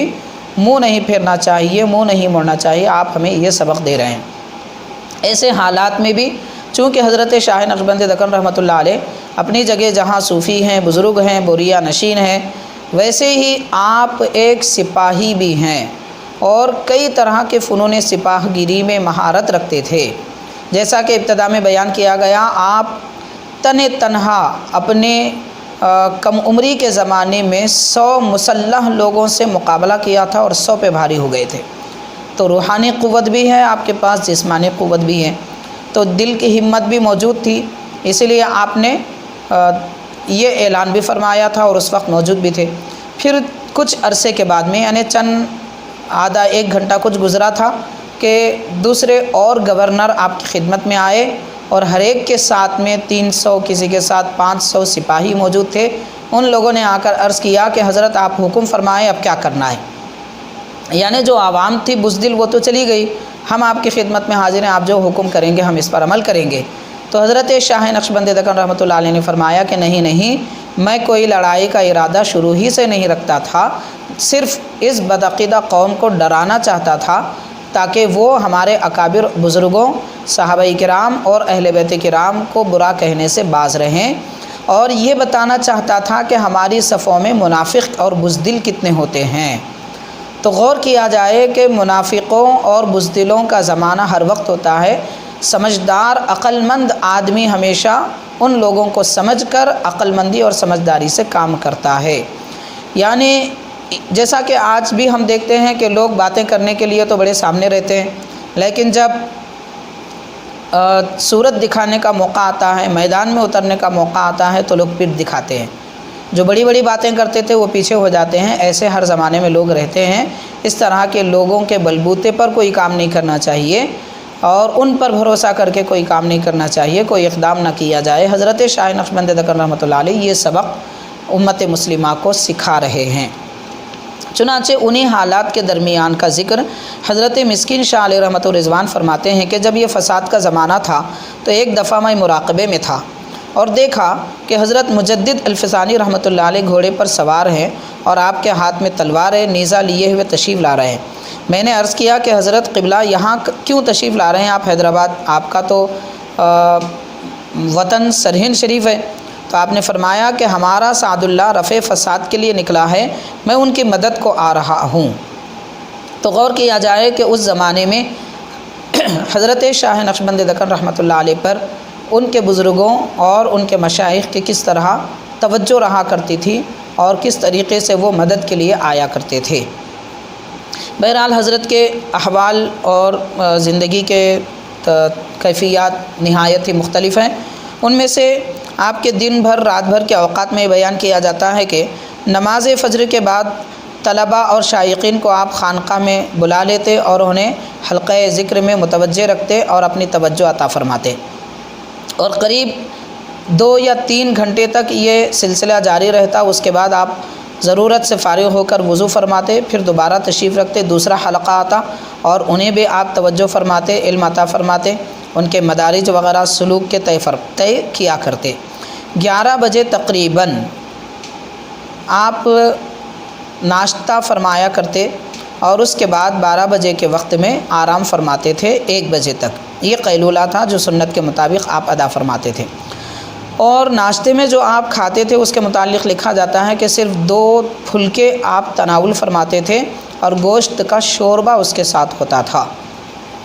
اور یہ بھی لکھا جاتا ہے کہ آپ کا کھانا وغیرہ جو بنایا کرتے تھے وہ باوضو ہو کر بناتے تھے۔ اگر کبھی کسی غفلت کی وجہ سے بے وضو لقمہ یا شوربہ آپ کی خدمت میں لایا جاتا تو سامنے رکھتے ہی آپ فرما دیتے تھے کہ لوگ کیوں ایسی بے احتیاطی کرتے ہیں، اور وہ کھانا نہیں کھاتے تھے۔ یعنی اگر بے وضو بھی کھانا بنایا جاتا تو آپ کو محسوس ہو جاتا کہ وضو کی نورانیت اس کھانے میں موجود نہیں ہے۔ اب غور کیا جائے کہ باوضو کھانے کی فضیلت کیا ہے اور باوضو کھانا بنایا جاتا ہے تو اس میں کیا انوار، کیسی برکتیں ہوتی ہیں۔ یہ ہمارے بزرگوں کی شان ہے اور ان کی باطنی نظر ہے۔ چنانچہ پھر آپ قیلولے سے فارغ ہو کر 1 بجے بیدار ہو جاتے اور نماز ظہر کی تیاری فرماتے۔ نماز ظہر کے بعد قرآن شریف کی تلاوت فرماتے، اور آپ کا یہ معمول تھا کہ روزانہ 15 پاروں کی تلاوت فرمایا کرتے تھے، اور جب آپ کا زمانہ علالت یعنی آخری عمر کے ایام آئے تب 3 پارے اس وقت آپ تلاوت فرماتے تھے، اور کبھی آپ لوگوں سے قرآن شریف سنتے بھی، اور اسی طرح احادیث شریفہ لوگوں کو سنایا کرتے اور اولیاء اللہ کا ذکر بھی کرتے۔ نماز عصر کے بعد کسی سے ملاقات کرنا ہوتا تو ملاقات بھی فرماتے، اور اس کے بعد امام ربانی مجدد الفسانی رحمۃ اللہ علیہ کے مکتوبات اور مثنوی مولانا روم کوئی آپ کے مریدین میں پڑھ کر سناتے تو آپ اس کی تشریح فرماتے تھے، اور اسی طرح بزرگان نقشبند کے احوال بھی سماعت فرماتے اور لوگوں کو سناتے۔ اس طرح نماز مغرب تک پھر لوگوں کو توجہ دیتے۔ مغرب کے بعد اگر کوئی شخص آپ کی طرف آپ کی خدمت میں آتا تو اس کو بھی توجہ فرماتے یا خود ذکر میں مصروف ہو جاتے، اور عشاء کے بعد خاص احباب سے ملاقات فرماتے، اور 10 بجے آپ آرام فرماتے تھے۔ پھر رات 1 بجے آپ جاگ جاتے، پھر نماز صبح صادق سے کچھ پہلے تھوڑی دیر آرام فرماتے، سوتے نہیں بلکہ آرام فرماتے، کیونکہ رات 1 بجے آپ جاگ جاتے تھے نماز تہجد کے لیے، عبادت کے لیے، تو اس طرح تھوڑی دیر آرام فرماتے، پھر اس کے بعد نماز فجر کی تیاری فرماتے تھے۔ انہی اذکار وغیرہ کے واقعات میں حضرت محدث دکن رحمۃ اللہ علیہ نے مسکین شاہ علیہ رحمۃ و رضوان کا ایک واقعہ بھی بیان فرمایا ہے۔ وہ یہ ہے کہ فجر کی جماعت سے پہلے آپ غسل فرمایا کرتے تھے۔ حضرت مسکین شاہ صاحب قبلہ قدس سے روح فرماتے ہیں کہ ایک وقت نماز تہجد وغیرہ سے فارغ ہو کر ذکر و شغل میں مشغول ہوئے، ادھر میں بھی بیٹھا ذکر کر رہا تھا، تو میرے اس وقت آئے ہوئے وسوسے کو دفع کرنے کے لیے میری طرف متوجہ ہو کر حضرت نے ارشاد فرمایا، بابا مسکین، یہ نہ سمجھو کہ تم ہی 25,000 بار ذکر کرتے ہو، ہم بھی سوائے اوراد و وظائف مقررہ کے ہر روز بلا ناغہ 25,000 مرتبہ ذکر کیا کرتے ہیں۔ اب آپ نے کچھ دیر پہلے سماعت کیا کہ حضرت کی صبح سے رات تک کے مصروفیات کیا ہیں، ان مصروفیات میں بھی 25,000 مرتبہ آپ ذکر کیا کرتے تھے۔ اور حضرت محدث دکن رحمۃ اللہ علیہ فرماتے ہیں کہ آپ کی خانقاہ شریف میں قریب 200 کے قریب مریدین اور خادم پڑے رہتے تھے، ان کے لیے ہزاروں روپے صرف ہوتے، کسی کو خبر بھی نہ ہوتی کہ یہ روپیہ کہاں سے آتا ہے، اور سینکڑوں مریدوں کی کس طرح سربراہی ہوتی ہے۔ اگر کبھی کچھ نہ رہتا تو سب کے ساتھ آپ بھی فاقہ فرماتے اور بھوکے ہی گزار دیتے۔ توکل کا یہ عالم تھا۔ حضرت وہی واقعہ بیان فرمائے حضرت محدث دکن رحمۃ اللہ علیہ کہ ناصر الدولہ بہادر بادشاہ دکن کی ہمیشہ ملاقات کے لیے، آپ سے ملاقات کے لیے مشتاق رہے، لیکن آپ نے ان کی ملاقات کے لیے دوڑی شاہی میں جانے کا کبھی ارادہ نہ کیا، اور وہ جو ماہانہ یا یومیہ جاگیر وغیرہ کچھ دینا چاہتے تھے، حضرت نے اس کو قبول بھی نہیں فرمایا۔ یہ حضرت کی عجب شان ہے۔ حضرت شاہ نقشبند دکن رحمۃ اللہ علیہ آخر آپ کا وصال مبارک 1270 ہجری میں آپ کا وصال مبارک ہوا۔ جمادی الاولیٰ کی 28ویں تاریخ دوشنبے کے دن 1227 ہجری میں آپ کا وصال مبارک ہوا۔ حضرت محدث دکن رحمۃ اللہ علیہ آخری جو آپ کے احوال لکھ رہے ہیں وہ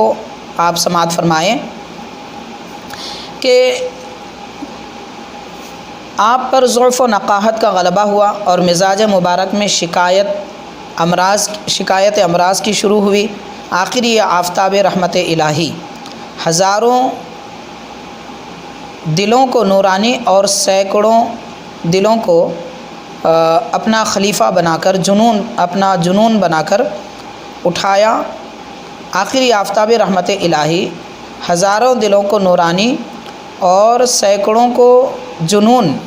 اور اپنا خلیفہ بنا کر دنیا سے اٹھ گیا۔ جمادی الاولیٰ 1270 ہجری روز دوشنبہ حیدرآباد دکن کے سرزمین میں یہ آفتاب غروب ہو گیا۔ انا للہ و انا الیہ راجعون۔ ہزارہ اشخاص، امراء و غرباء وغیرہ نے جمع ہو کر نماز جنازہ ادا کی۔ محلہ اردو میں روبرو اسی مسجد کے جس کا ذکر پہلے ہو چکا ہے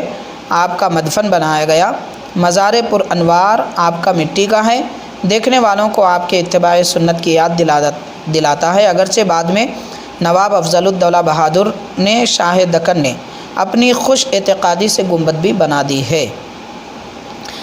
لیکن اب قبر مبارک اسی طرح مٹی کی ہے۔ حضرت کا فیض اللہ تعالی ہم سب کو عطا فرمائے، کرم فرمائی ہم پر ہو جائے، آپ کی الطاف و عنایات ہماری دنیا میں آخرت میں شامل حال رہے۔ صلی اللہ تعالی وسلم علی خیر خلقہ سیدنا محمد و آلہ و اصحابہ اجمعین والحمد للہ۔